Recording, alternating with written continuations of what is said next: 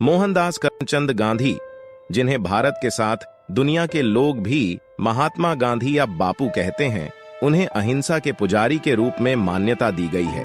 लेकिन अगर आप गांधी की लिखी किताबों को छोड़कर गांधी पर लिखी किताबें पढ़ेंगे, शायद आप उनके बारे में सत्य जान पाएं, या फिर आप सावरकर का संदेश या महात्मा गांधी को गोली मारने वाले नाथूराम गोडसे का अदालत में दिया हुआ वो बयान सुन लीजिए, जिसमें उन्होंने महात्मा गांधी को मारने की वजह बताई है। वही आज हम आपको बताएंगे महात्मा गांधी को गोलियों से भूनने वाले नाथूराम गोडसे के बारे में। संघ विचारधारा को मानने वाले नाथूराम गोडसे ने महात्मा गांधी की हत्या की थी तथा अपने आप को आत्मसमर्पण कर दिया था। उसके पश्चात उन्हें अदालत में जज के समक्ष लाया गया। बयान हुए उसके पश्चात उन्हें फांसी की सजा दे दी गई। आज हम आपको नाथूराम गोडसे के अंतिम बयान के बारे में बताने जा रहे हैं, जो उन्होंने जज के समक्ष दिया था, जिसे सुनकर कोर्ट में बैठे प्रत्येक शख्स की आंखें नम हो गई थीं। नाथूराम गोडसे का अदालत में जज के सामने आखिरी बयान। सम्मान, कर्तव्य तथा अपने देशवासियों के प्रति प्यार कभी कभी हमें अहिंसा के सिद्धांत से हटने के लिए बाध्य कर देता है।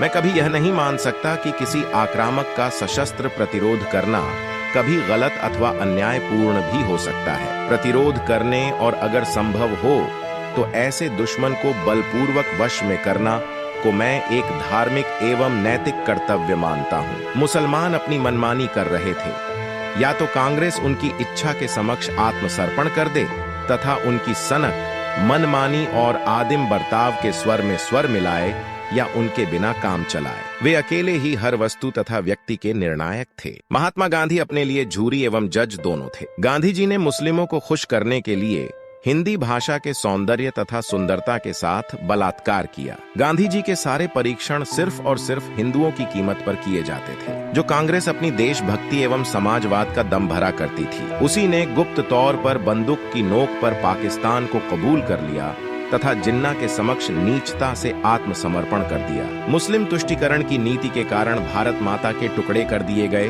तथा 15 अगस्त 1947 के पश्चात देश का 1/3 भाग हमारे लिए ही विदेशी भूमि बन गई। नेहरू तथा उनकी भीड़ की स्वीकारोक्ति के साथ साथ एक धर्म के आधार पर अलग प्रदेश बना दिया गया। इसी को वे बलिदानों द्वारा जीती गई आजादी कहते हैं। और किसका बलिदान? वहीं जब कांग्रेस के शीर्ष नेताओं ने गांधी जी के अनुमति से इस देश को काट डाला, जिसे हम पूजा की वस्तु मानते हैं, तो मेरा मस्तिष्क खतरनाक क्रोध से भर गया। मैं साहस पूर्वक बोलता हूं कि गांधी अपने कर्तव्य में असफल हो गए। उन्होंने खुद को पाकिस्तान का पिता होना साबित किया। मैं बोलता हूं कि मेरी गोलियां एक ऐसे शख्स पर चलाई गई थीं, जिसकी नीतियों एवं कार्यों से करोड़ों हिंदुओं को सिर्फ बर्बादी एवं विनाश ही प्राप्त हुआ। ऐसी कोई कानूनी प्रक्रिया नहीं थी जिसके द्वारा उस दोषी को सजा दिलाई जा सके। इसलिए मैंने इस घातक मार्ग का अनुसरण किया। मैं अपने लिए माफी की गुजारिश नहीं करूंगा।